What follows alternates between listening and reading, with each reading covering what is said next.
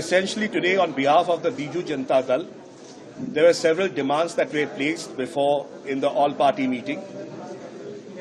As you all know, that our Honourable Party President, Shri Naveen Patnaik ji, has been unanimously elected as the chairperson of the Biju Janata Dal Parliamentary Party.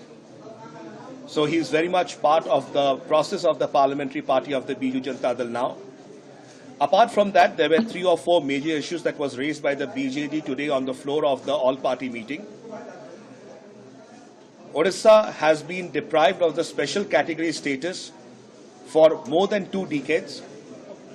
Biju Janata Dal has been constantly demanding for the special category status for Odisha. In the all-party meeting, we had political parties from Bihar and Andhra Pradesh also demanding special category status for their respective states. Biju Janata Dal has demanded for special category status for Odisha. We join issue with our other counterparts from other states as well, who feel there is a similar need required for their respective states. The second issue is the non-revision of the coal royalty for the state of Odisha over the last 10 years. In terms of rural housing, more than 20 lakh houses have not been provided to the state of Odisha. In terms of tribal development, more than 162 communities are deprived of the ST list. The coastal highway of Odisha has not been built so far. In terms of connectivity, railways, highways, telecom, digital and banking, these are services that are still deprived from the state of Odisha in many measures.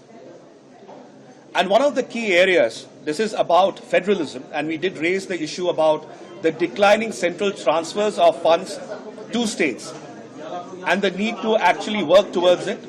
So one of the issues that we raised was that the governor of Odisha, his son, had assaulted an ASO who is a staff in the Raj Bhavan. And despite the governor's son of Odisha, the governor of Odisha's son, assaulting the staffer inside the premises of the Raj Bhavan, an FIR being filed, medical examination being done, no action being taken so far by the state police, is extremely shocking. That the rule of law today is not being followed by the state of Odisha and its government.